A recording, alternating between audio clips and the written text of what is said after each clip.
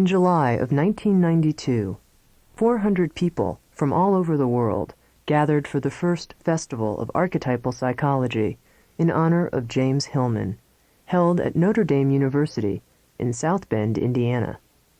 The festival brought together a diverse group of participants: artists, scholars, members of the men's movement and feminist movement, psychoanalysts, poets, and postmodern thinkers. This collection of 10 audio tapes highlights many of the most popular presentations at the festival. This first recording, Prolegomena, is the introductory address by James Hillman. And now, to introduce James Hillman, Tom Kapusinskis, the festival organizer.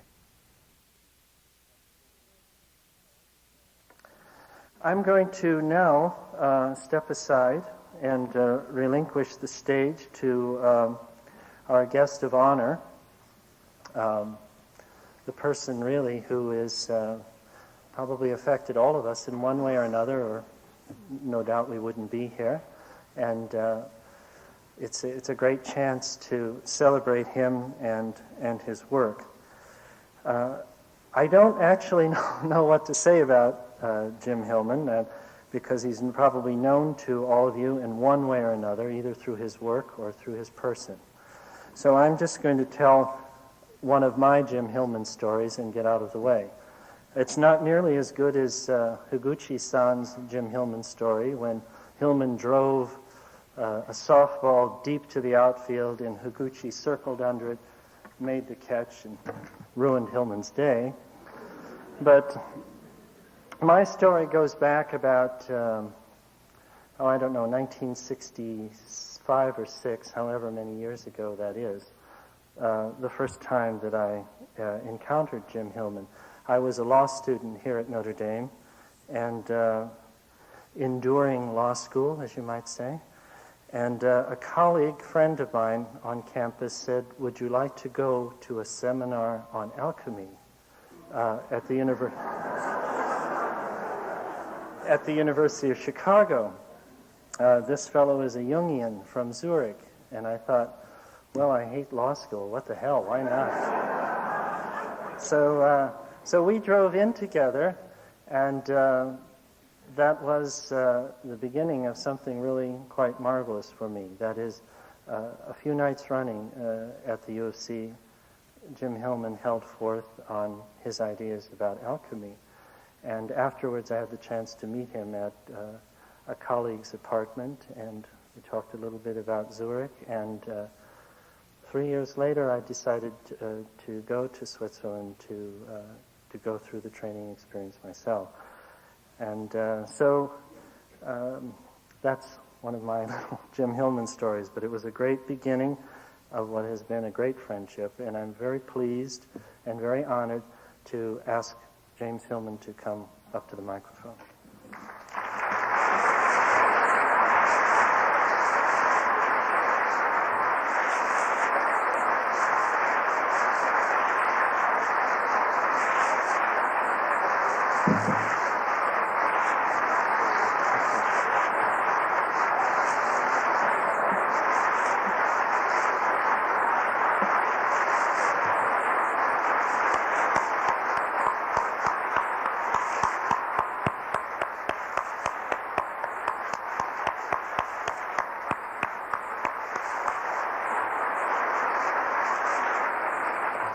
Well, hello, everybody.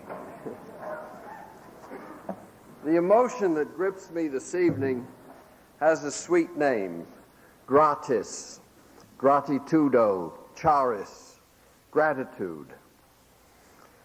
Gratitude to Tom, and to Jude, and to Paul Kugler, and to Karen, and to Charles Bohr, and to Margot McLean for all their preliminary work.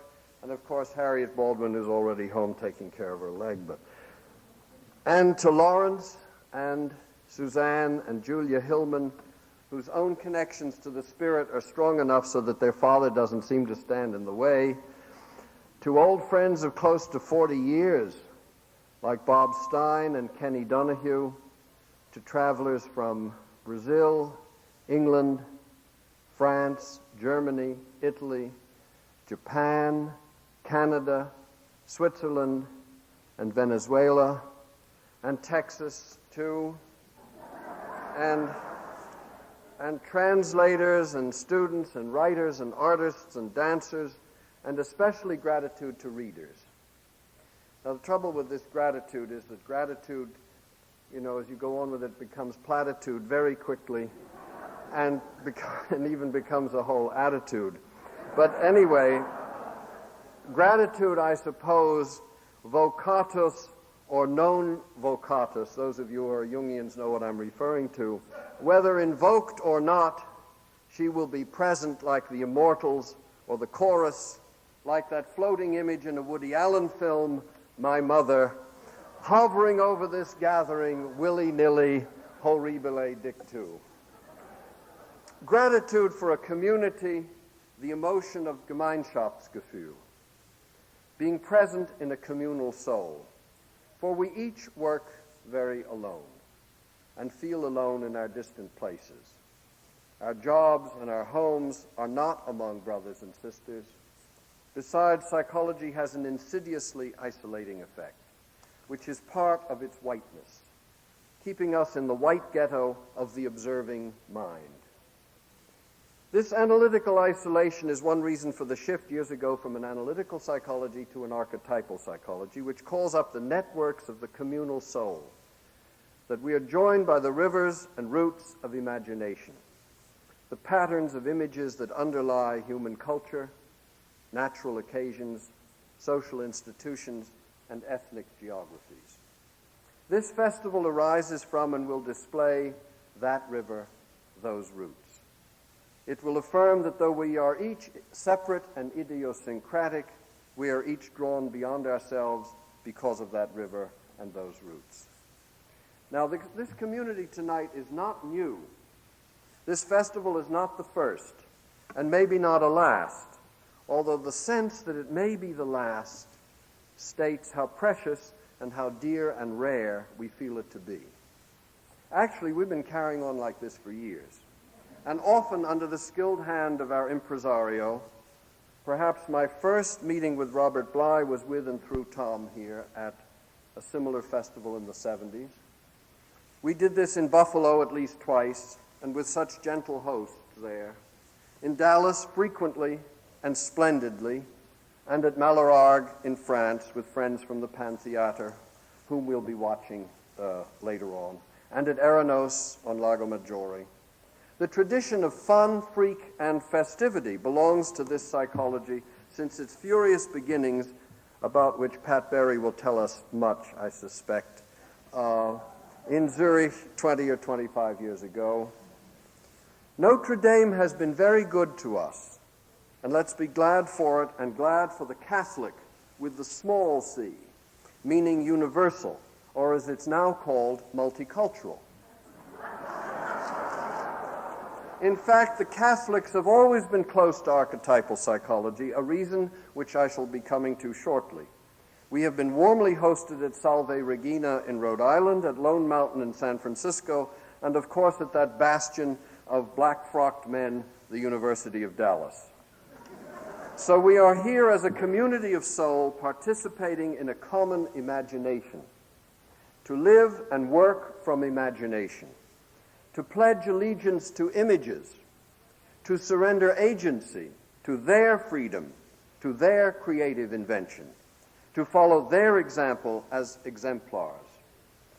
This all counters the excessive individualism of the culture and its ego psychology and self-promotion economics.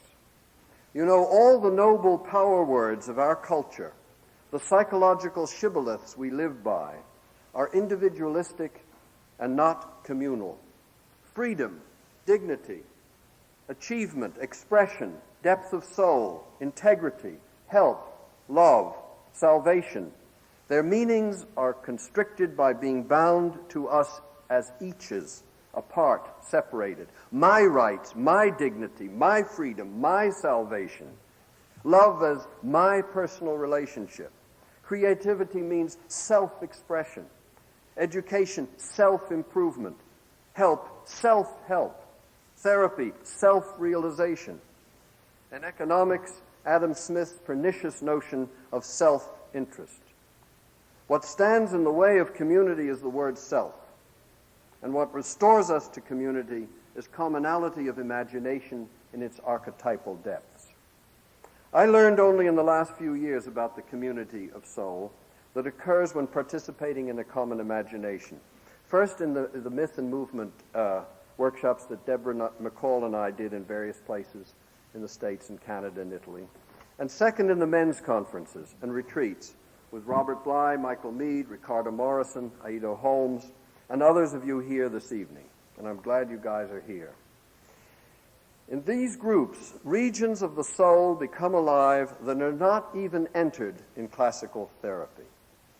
I've also learned much from Susie Gablick and from Mary Watkins of ways out of individualism that would reconstitute artworks and therapy as communal practices.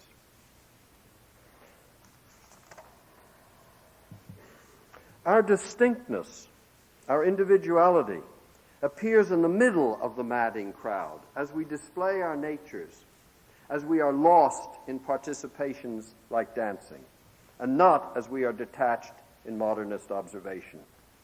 I am promoting with this phrase commonality of imagination, a Dionysian notion of self, in our dismemberment, in the fluidity of our boundaries, the loosening into this place this week.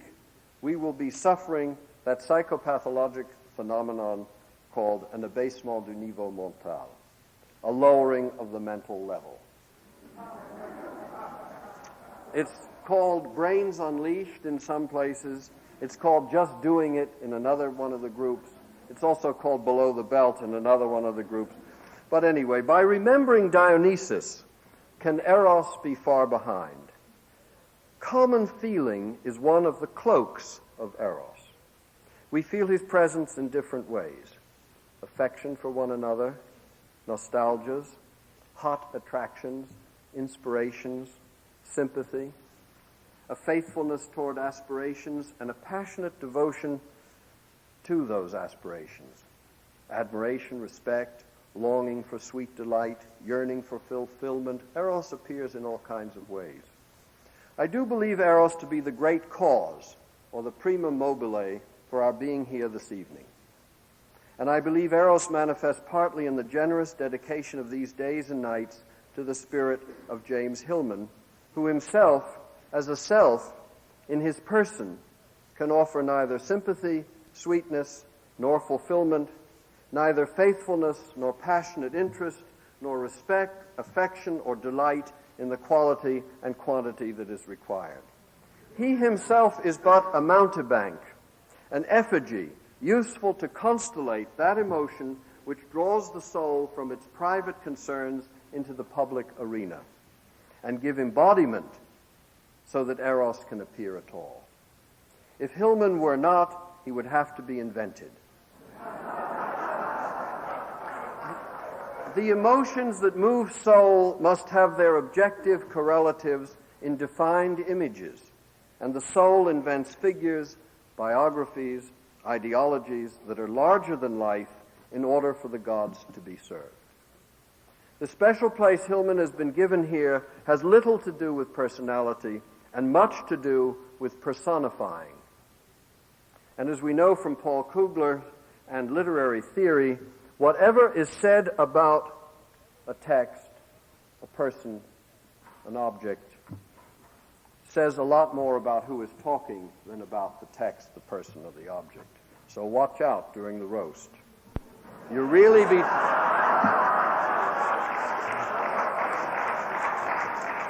You will really be talking about yourself. Or let us say it has to do with theater. The erotic also theatricalizes. We become characters for one another, playing out the plots that the daimon Eros enjoys. It is in this sense that Eros awakens the soul to its imagining capacity, places our lives into an imaginal scenario, a cosmos of imaginations. And we become for one another for a short time while the drama or the festival lasts, mythic personages, companions on the Argonaut, walking to Canterbury, telling tales. Later this evening we will be at the theater literally, but the theater does not stop when Enrique Pardo's gestures and sounds conclude. All the world's a stage for Eros. Archetypal psychology has been continually forced to Eros by its tradition, Romantic, Renaissance, Hellenic, from Plotinus to Corbin. This tradition repeatedly said that erotic experience and the knowledge of eidos, or idea, the archetypal vision, are indissolubly united. The main road to the sense that life is governed by archetypal powers is the road of the passions. The gods are most real when we are possessed. So limited is our usual perception. Hence the necessity for erotic pathologies, to which we will come in a moment. That's a rhetorical trick to keep your interest. How else can Eros get through in a non-erotic culture? According to the Platonists, and I'm following Friedlander, there is a third term in the linkage besides Eros and eidos, and that's polis, community, city. And these are the main terms of this week: Eros, ideas, and the city. Or pleasure, the archetypal imagination, and community. The Platonists are also telling us, and Wolfgang Giegrich will have a lot to say about the faults of Platonism tomorrow morning, that the guiding spirit, the daimonion, is not individually personal, but it too belongs to community. Perhaps the community speaks through the interior voice of the daimon. Perhaps that voice that is telling you no, yes, is actually the voice of the community. And that ethics is actually an erotic phenomenon. In this evocation of Eros, we have to remember it cannot be equated with harmless love often preached by Christianism. Eros is a daimonion. It has demonic dimensions by which Plato meant it is beyond reason. Therefore, our experience of Eros is often one of yearning for what is not here, because it always invites the beyond, yearning for what is not here. So our disappointments here, our unfulfilled hopes, show that Eros is indeed present. For this yearning for something further, something more, is the pothos of Eros, that boundless intensity of desire that can never be fulfilled except by what is not here, not now, not the never, never land. Remember, the mother of Eros, Peenia, is ever empty. The fact that Eros is with us reveals itself in the very feeling of incompletion, like an addictive hunger for still more and more. Now we've arrived at the main theme of this Prolegomenon. Now this is where we go off a little further. Which, by the way, I've not been calling to myself a prolegomenon, but an adumbration. Partly because I prefer a word with dumb in the middle of it than one with ego in the middle of it. But an adumbration is a sketchy foreshadowing, putting shadow out in front, leading off with the shadow of Eros, the shadow in the culture, a theme not handled in archetypal psychology enough, even if touched by Lynn Cowan, Tom Moore, Adolf Guggenbuhl, Bob Stein, Lopez Pedraza, or each of you in private chambers. And I am mean to be talking now about pornography. Right away, a definition. The stimulation of lust through imaging, and the stimulation of imaging through lust.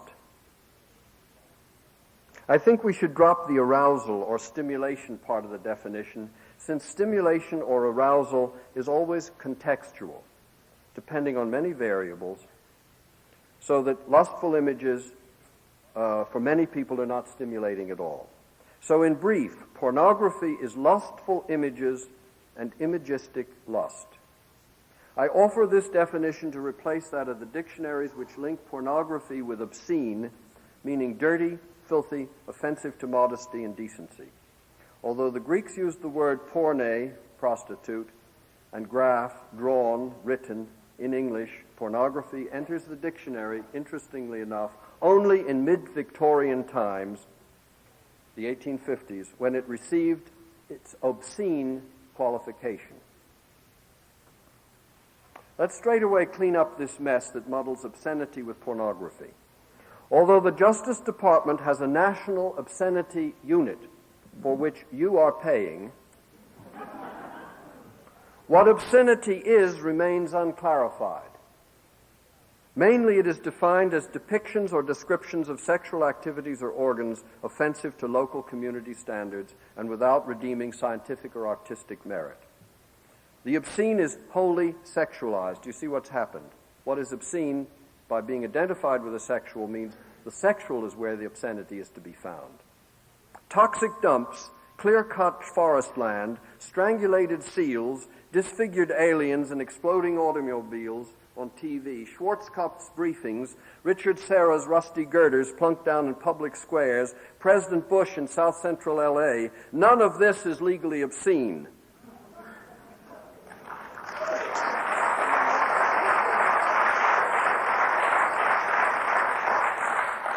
Yet none of this has scientific or artistic merit.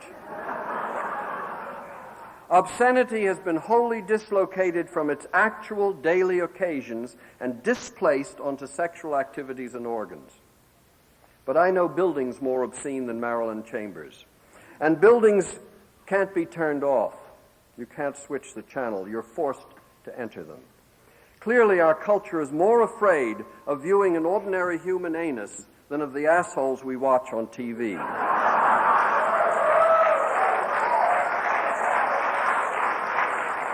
More afraid of Mapplethorpe's ejaculating penis than of Rambo's automatic rifle. That pornography is the main theme of these opening adumbrations to this festival may seem out of taste. I think it is appropriate for 6 main reasons. Let me lay them out. So bear with me. First, it recognizes a major preoccupation of the state of Indiana, our hosting locus. Here, Mr. Tyson was tried, found guilty by Hoosiers, and is incarcerated. Here in South Bend itself, at the Kitty Cat Club on South Michigan, the case arose that went finally to the Supreme Court, where, in what has become sort of the National Pasty Act, the court declared totally nude dancing nationally illegal. This is the state of Ken and Barbie Quayle. Here are Mr. and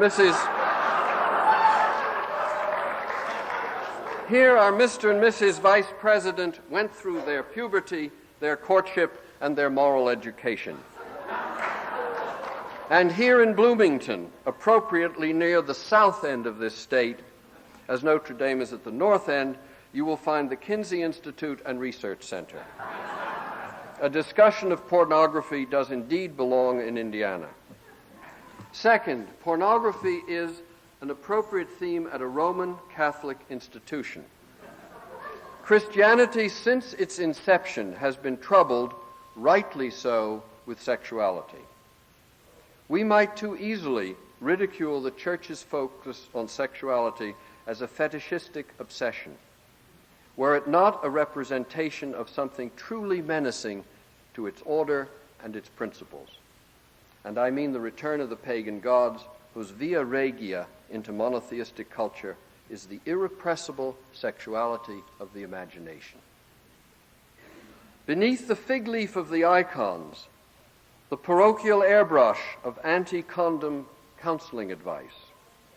Beneath the wide and worldly robes of the church, like the plain gray raincoat of everyday adaptation, there lurks the ever-latent, ever-potent pagan flasher. Paganism, as the church recognizes, is concrete, sensate. Its divinity is immanent in a cosmos that enjoys its lusts. If this seems provocative, it is so. My thrust is such. It has always been a function of archetypal psychology, and David Miller has helped me see this, to serve within a larger, more rational mode of thought whether that be academic scholarship, professional therapy, Christian theology, or even today's simplistic doctrines of maleness. To serve, that is, as the Jew of the diaspora, never wholly assimilated, always the insidious and strident reminder of shadow, challenging the larger order by pushing into its lacuna. In specific regard to the appropriateness of pornography at this Catholic institution, let's recall that the great theological foundations of the Church, its patristic philosophy, took rise largely in arguments against pagans and sometimes Jews. And by the way, Charles Bohr, who's now sole and full editor of the journal Spring, is devoting the next issue entirely to the theme of pagans, Christians, and Jews. Therefore, in speaking of paganism, as Jeanette Paris uses the term, we are continuing the ancient polemics. The struggle over pornography is the struggle with paganism. And so by raising the issue here, we are continuing into the next millennium arguments that began 2 millennia ago. We are actually serving the fertility of Christian theology, for these issues were not settled by the conversion of Constantine. And were there no challenging champions of paganism, the Church could easily rigidify into its fatuous, self-satisfied pronouncements, rightly called bulls. Only a viciousness that stands for what it considers vice can vitiate its own vicious circle.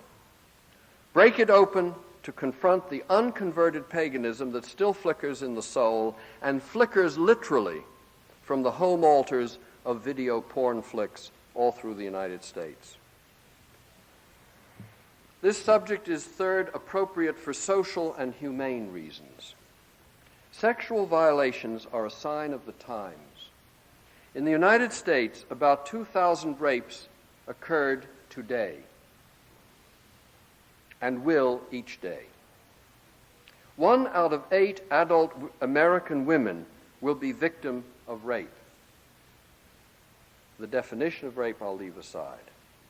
Child molestation, child prostitution, satanic sexual cults, venereal disease. Why enumerate? All of this is very well known to you. From its beginning in Paris and Vienna, the principal task of depth psychology has been to enlighten the sexual life of the citizen. By enlighten, I mean lighten up, so that sexuality is less oppressive and therefore less repressed. Humor helps.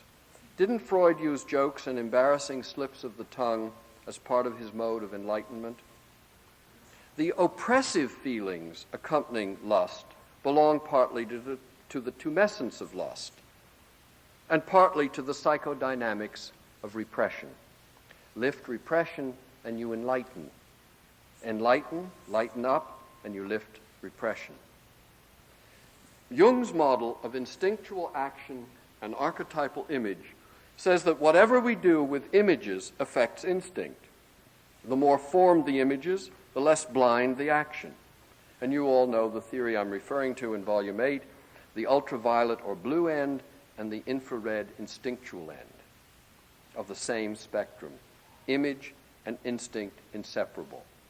This means that images are instinctual and instincts imaginational. Since they are aspects of each other, Jung's model logically implies that any change in either affects the other. It follows then that the repression of sexual instincts reduces imagination and makes instinct more oppressive, allowing it to return as the repressed will anyway, as obsessive sexual fantasies displaced into the 100 channels of our daily TV life.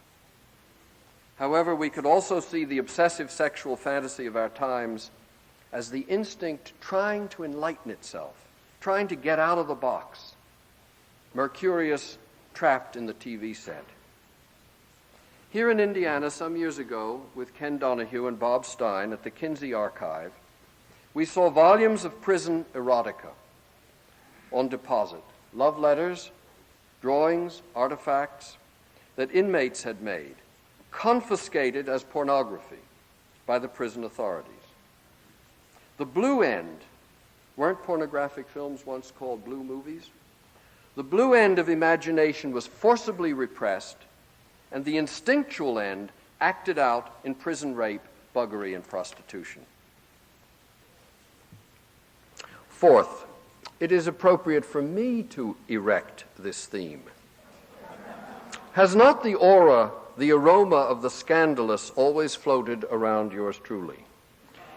Is it not given astrologers in that 10th house, Uranus in Pisces, square ascendant? And does not pornography belong among those transgressional subjects like betrayal, masturbation, suicide, abandoning the child, pathologizing in general, and such terms as soul, beauty, and underworld? And is it not appropriate for a man of 66, an aging senior citizen with Medicare, each year pushed further by the Senex into lecherous, perverse senility, and to proving he can still rise to an occasion, for according to the lore, as physical powers wane, this is the basic idea of the old lore about Saturn, as physical powers wane, the vis imaginativa, the activity of the imagination, increases. And the pig, the dog, and the goat, medieval images of melancholy, old age, acedia, dryness of the spirit, are also images of the shameless, bestial imagination. What could be more authentic to archetypal psychology's internal logic than an epistrophe of pornography? Pornography seems distressed by their separation and continually attempts to bring them together. The old ways of keeping it apart no longer work. Closed sections of the library, red light sections of towns, privacy of sexual tastes. No longer can these be walled off. The private is utterly public, like the Tyson trial, the Trump affair, the Kennedy Smith case, or the revivalist clergy with Miss Jessica Hahn. Is the pubic hair on a Coke can described at a hearing of the Senate Judiciary Committee private or public? Already the new definition of self proposed in the book that Ventura and I did, 100 Years of Psychotherapy and the World is Getting Worse, this new definition of self as the interiorization of community is displayed as the sexual fantasy of the private person becoming a communal fantasy, belonging to res publica. At least one shelf in the video store is now devoted to homemade porn, homemade private movies for public sale, like pages of friends and neighbors and close family laid out nude in the pages of Hustler. Now, to state the evident doesn't mean approval or disapproval. It's not the question. It merely presents that vast dimension of the public sector as no longer a private matter. Kiddies home from school in the afternoon can watch talk shows on sex change, kinky prostitution, threesome swinging. The soaps show ever more nudity and heavy breathing. And owing to AIDS, your own pubics have become publics. Public officials, in their mission to save our national health, must assume positions on the wearing of condoms. The question to ask, as with any new symptom, if symptom this is, what need in the public body does this rampant pornography meet? By rampant, I'm referring to the soft porn that lures our longing, our pothos, keeping us unfulfilled, consumptive consumers. The ordinary answers about this pornographic need in the public body come quick to the tongue. The obverse of Puritan repression, the loss of nature, woman and body, the patriarchal phallic gaze, an apocalyptic sign of the end of civilization, and so on and so forth. But I think there's a tremendous erotic hunger in the collective psyche for enlivening images. Imagination wants to be stirred, basically, for which it turns first to the simplest and the most base. And now sixth, and then that's it. It's appropriate sixth, finally, for political reasons, perhaps for the very existence of gatherings such as this. And now I'm taking some thoughts from David Friedberg's superb, thick book, The Power of the Image, University of Chicago, 1989. Inasmuch as an archetypal psychology, the topic of this festival, starts with and sticks to images, what the soul really consists in and does, images. And inasmuch as archetypal psychology assumes the cosmos, because it's ensouled, to be an aesthetic display of imaginings, the image, above all else, must be defended. Now, says Friedberg, images do work in such a way as to incite desire. And since, he said, the eyes are the channel to the other senses, pictures make us look. They seduce us into looking. The gaze stimulates the other senses and arouses. Arousal fetishizes the object. We're fixed by it and to it. What holds the gaze is this demonic power in the image. It's superhuman or divine force. Images, and not only sexually explicit images, make Eros visible and are demonic. And so for centuries, artworks have been said to lead to vice and their beauty corrupting. Plato insisted in the Republic, the images of the arts must be controlled.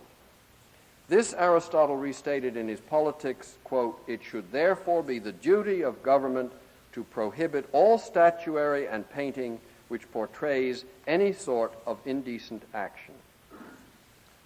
So you see that censorship is an inherent response to that power in the image and not to any particular content. Because, Friedberg, the potential for arousal immediately and irresistibly accrues from the interaction between people and images. Pornographic images are only one case of wider arousal. Holy images have been spontaneously savaged, as for instance Michelangelo's Pieta.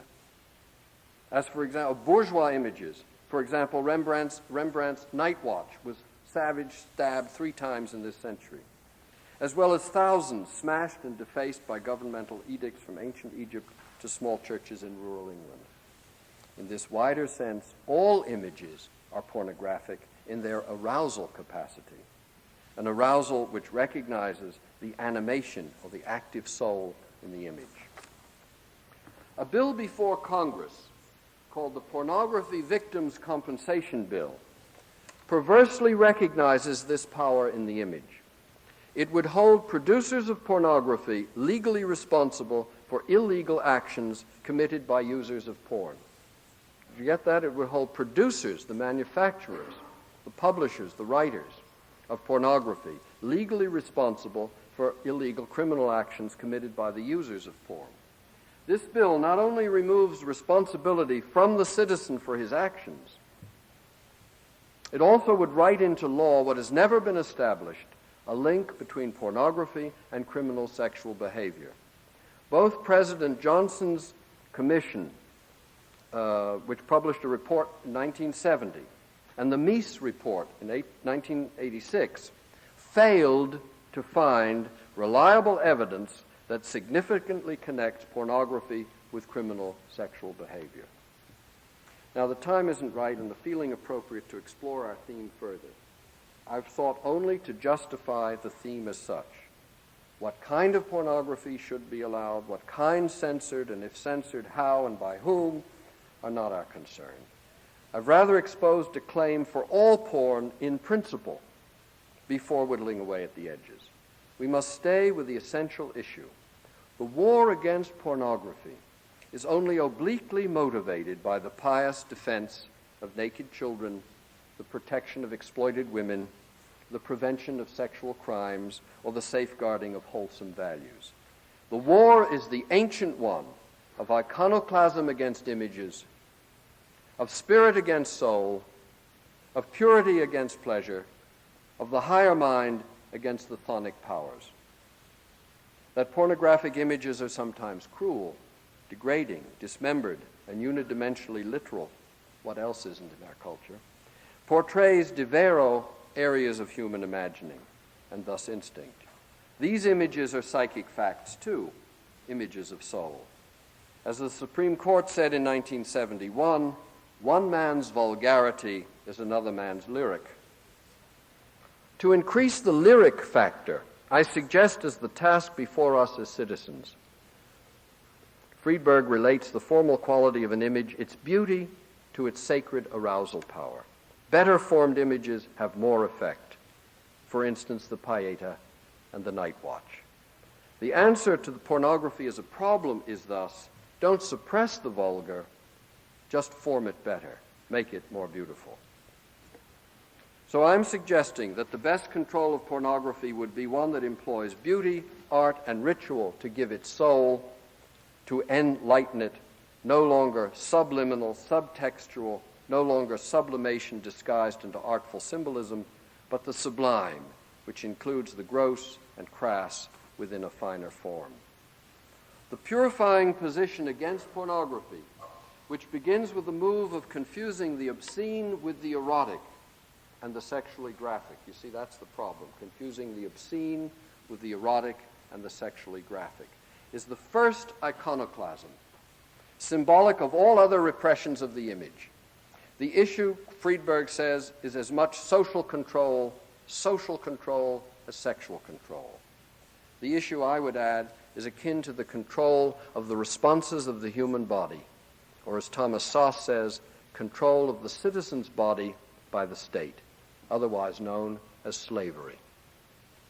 The issue of pornography is as vital to our political present and future as other areas of bodily liberty, abortion rights, the rights of assembly, to ingest substances, to commit suicide, to be protected by law against physical assault and unjust punishment. At last, I've come to the end. I've tried to persuade you that I'm doing the right thing in making this theme my contribution. I've wanted to encourage you all to trespass beyond the correct for years, and I'm connecting back to the long history of the Western Church, to the church teachers who founded this university 150 years ago at this South Bend, this bent south piece of the St. Joseph River, to the serious state of Indiana, and to the short history of archetypal psychology, which again and again acknowledges in its precincts the pagan powers of Pan and Dionysus and Aphrodite and Eros and Persephone and Hades, but also the saints and fathers whose knowledge of this theme cannot be surpassed. And now, in order to conclude, in order to favor the return of the main repressed, polytheistic or pagan psychology, to end the closeted sectioning of private and public that supports the tight borders of self-centeredness, and in defense of the image, as president of Spring Publications, and in honor of this festival, I'm announcing an award, the Spring Award for Enlightened Imagining, of $500 to be shared between the Kinsey Institute of Bloomington, Indiana, in recognition of its service in opening the private sphere to public knowledge, and to Professor Al Lingus of Penn State University for his explorations in marginal sensate experience, culminating in his article Lost in Spring 51. Whether the Spring Award for Enlightened Imagining will be given annually, occasionally, or ever again, only time will tell. Thank you, have fun, or as the Jewish mother would say, enjoy, enjoy.